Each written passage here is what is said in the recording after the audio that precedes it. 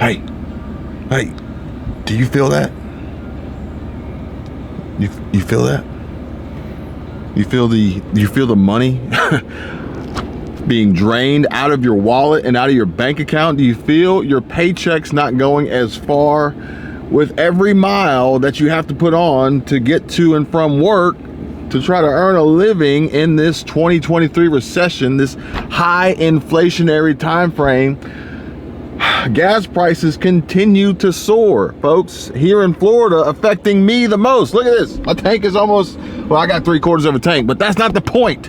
The point is the gas prices are going up, and it's not just here in Florida.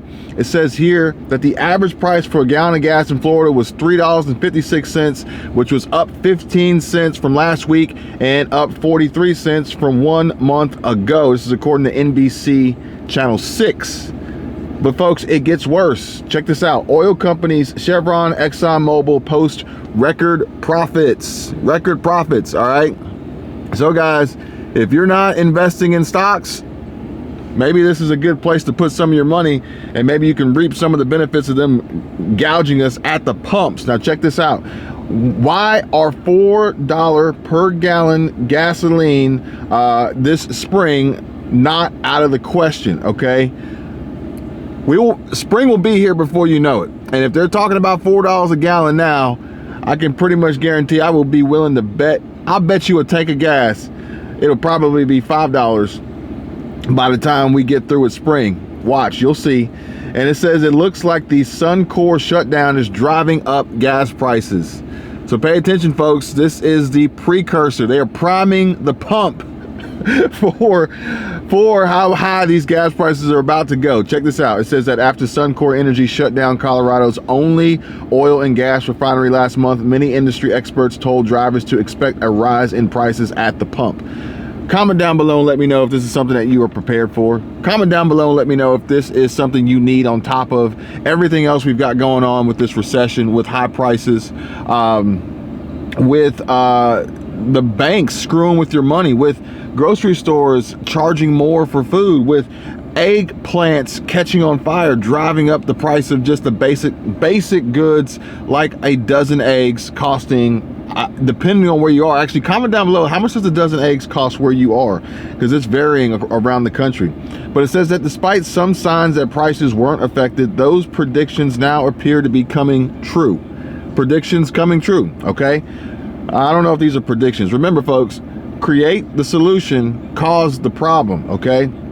So, new data from the American Automobile Association shows the average cost of a regular gallon of gas in Colorado has shot up from $2.86 to $3.82 since Suncor Energy paused production at the Commerce City refinery on December 21. Fuel prices have surpassed the national average over the same period. So, Florida caught my eye. But when I noticed the headline, I said, you know what, let me do a little bit more research.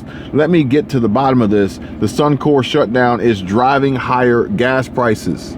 And so we have to realize that this is going to be the beginning of, in my opinion, a wave of new higher gas price announcements hitting the news here probably relatively soon, folks. Like I told you, my 2023 predictions were just that, more of the same. What we experienced in 2022, more of the same. And unfortunately, from what I'm seeing, from the poll results that I'm getting, from the comments and the emails, everybody reaching out, the members in the network on patreon.com/Kevin247, is that 2022, the year 2022 was not good to them. They experienced extreme hardship and pain, mostly financial pain. And if that was the case, and my prediction is correct, and 2023 is more of the same, then folks, we got to do something to try to insulate ourselves and try to combat these forces that are out here working against us, ultimately with one single purpose in mind. Comment down below if you know what that purpose is. Here's a hint. It has a lot to do with the money available in your wallet and in your checking and savings accounts, okay? Skylar McKinley, a spokesperson for AAA Colorado, said the price surge is likely due to the shutdown, since the refinery usually provides between 35 and 40% of gasoline and diesel consumed statewide. So if you're in Colorado, please pay attention to this. And if you know anybody in Colorado, please share this video with them. Without that resource, he said Colorado's fuel prices have increased far faster than in neighboring states like New Mexico, where a regular gallon costs about 30 cents more than it did a month ago. Now, granted, folks, Colorado's experiencing higher gas prices as a result of this SUNCOR refinery shutdown. I'm going to get into why it shut down, how high gas prices can go, how long we can expect to experience this, but everybody's going to have their own struggles, okay? Because other neighboring states, California, New Mexico, Arizona, some of these folks are experiencing other hardships when it comes to other resources, vital resources, water. You guys know what I'm talking about. And it says that, let's see here. SUNCOR Energy paused production after a severe cold snap triggered a series of malfunctions at the refinery, including a fire that injured 2 workers on Christmas Eve. The Canadian oil and gas company doesn't expect to resume full operation until late March. So if they're not resuming full operation until late March at the earliest, give them a little bit of a buffer, maybe sometime in April. Then they got to get back up online. Then they got to catch up.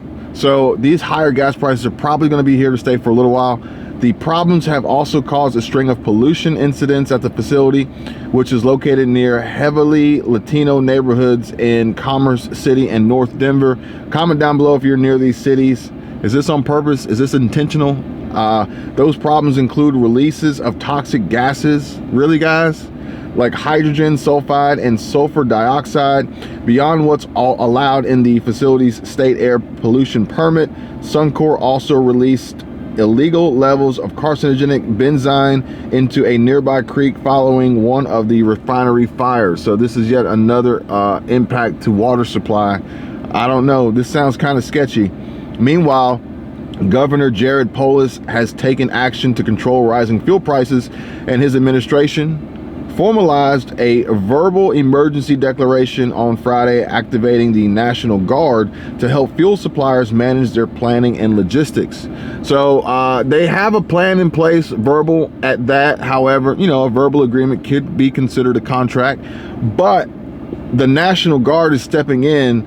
Are we becoming too dependent on the government to step in and save and protect us? Think back, folks. The possible looming railroad worker strike, the railroad union workers strike, and leaning on the National Guard to come back or to come step in and take over if that were to actually happen. Granted, it didn't. Congress and Biden enacted a law that prevented that from happening, basically making it illegal for railroad workers to strike, illegal for them to exercise their rights as union workers and force them back to work, which would have really caused a major disruption to our supply chain. Over 30% of our supply chain runs through commercial freight, rail, hazardous waste materials and whatnot travel through rail.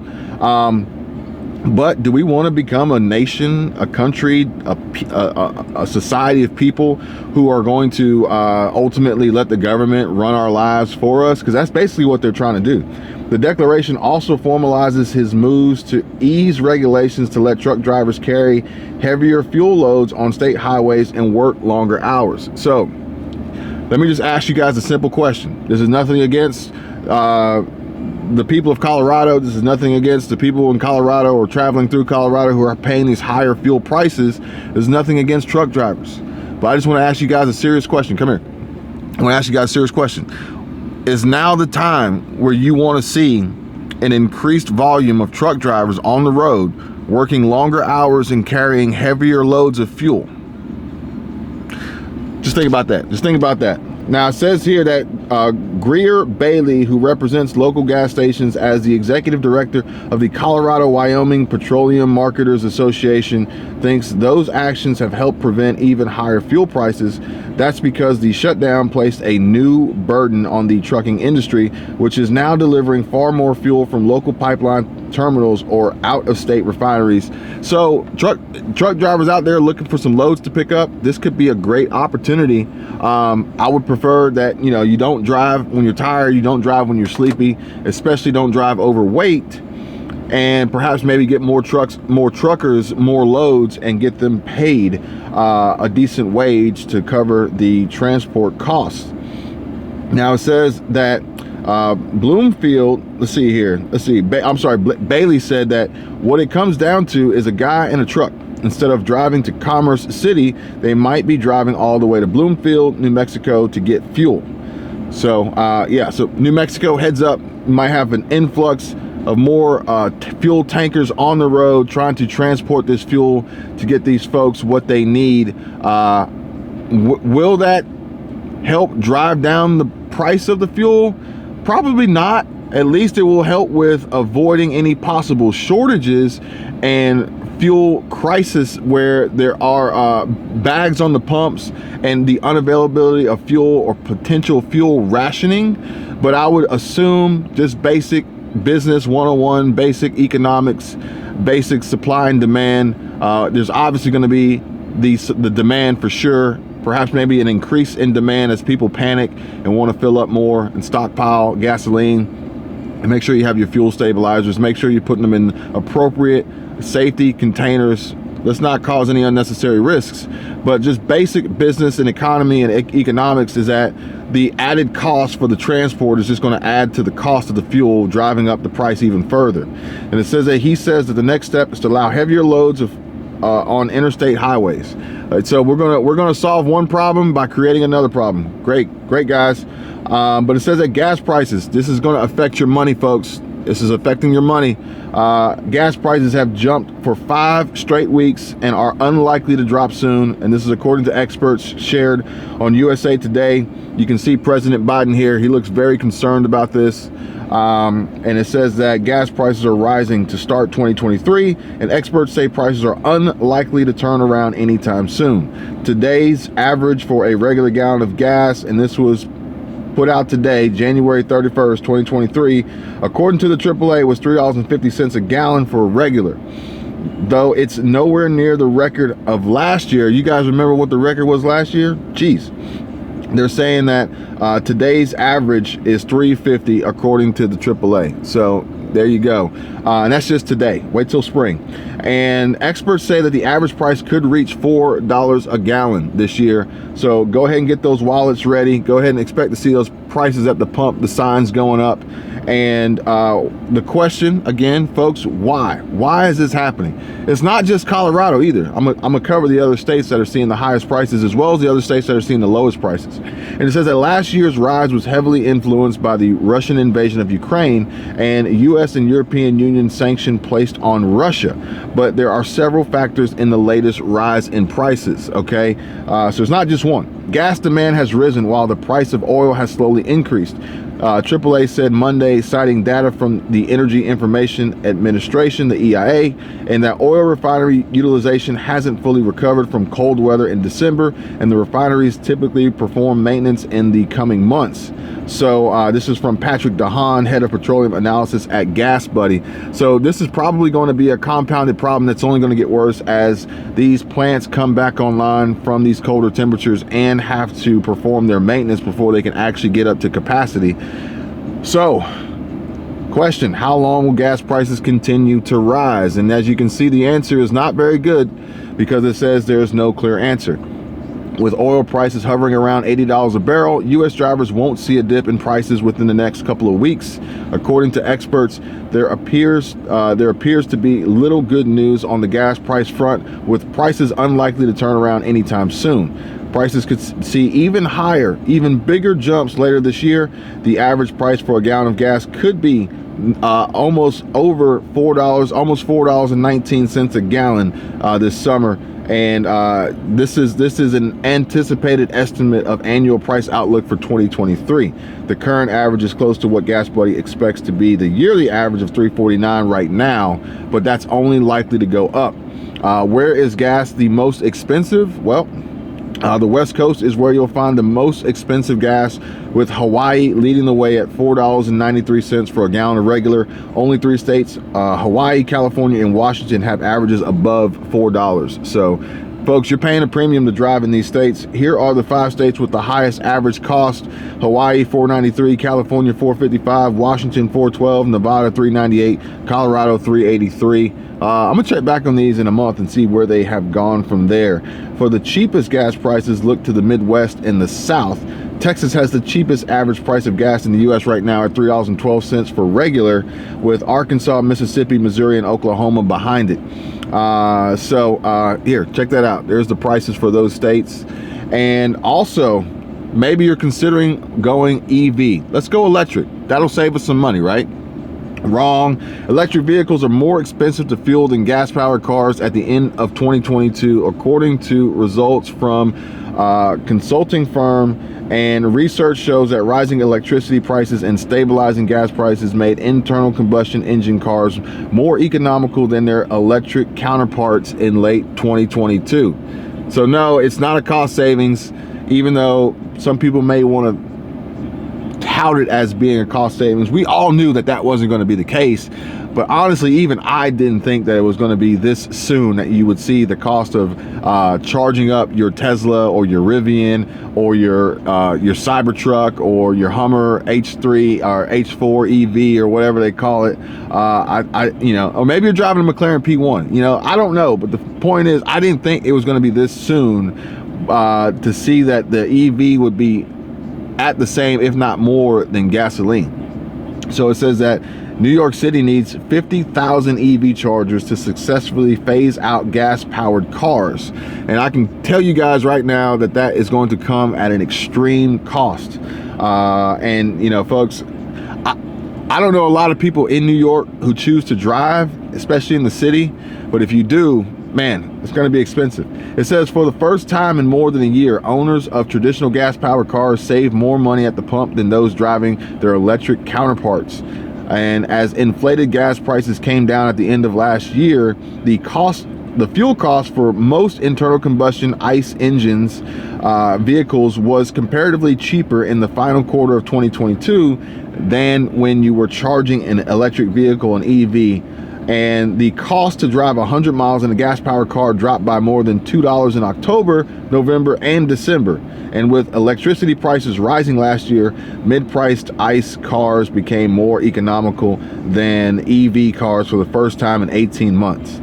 This is crazy. It says that the analysis found that in Q4 of 2022, a typical mid-price gas car driver paid about $11.29 to fuel their vehicle for 100 miles of driving. That was about 31 cents cheaper than what a mid-price electric car driver paid charging their vehicle at home, and more than $3 less than what comparable EV drivers paid when they charge their vehicles at a fuel station. Yeah, so you charge at home, sure, it's going to be a slower charge, maybe a little bit less. But if you're charging on the road, if you're charging at some of these stations, if you're charging out and about, obviously while you have vehicles, it's going to be expensive, folks. The run up in gas prices made EVs look like a bargain during March of 2021 and 2022.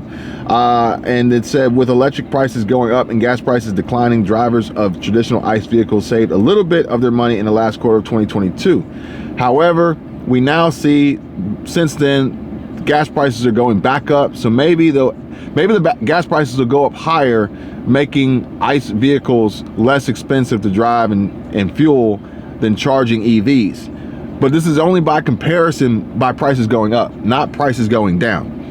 And you can see here they got a little illustration of how our government operates and treats our people. But either way, I'm just messing with you guys. But seriously though, for real though, the serious thing that I want you guys to pay attention to is what's going on in the news, what's happening around the country and around the world, and ultimately the impacts that it's going to have on your finances, your economic position, your household family balance sheets, your income, your savings, your credit, all these things, your ability to afford life's necessities, pay your bills, put food on the table, stockpile, prep, buy groceries, keep a roof over your head, travel, go to work, go to the doctor, perhaps maybe even, in the crazy thought of it, take a vacation.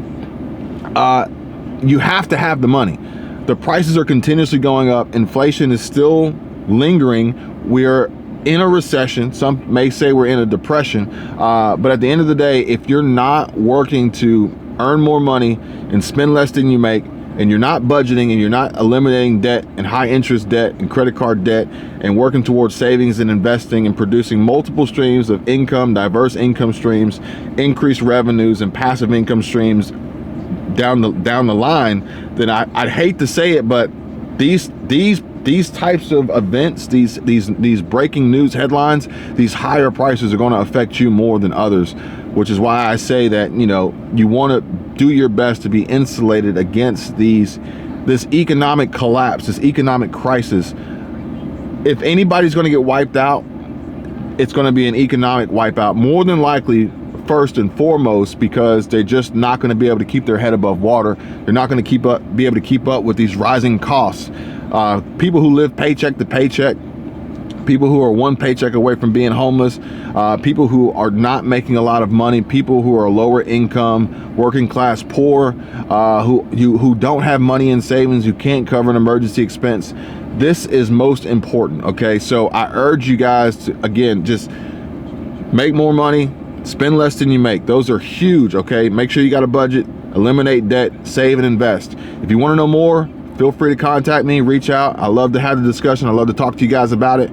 But at the end of the day, these are the warning signs. These are the key indicators. These are the precursors. And I'd be willing to bet by this spring, it's going to be a whole lot more of the same, like I predicted last year for 2023. You guys take care, be safe. I'll see you on the next one. Bye.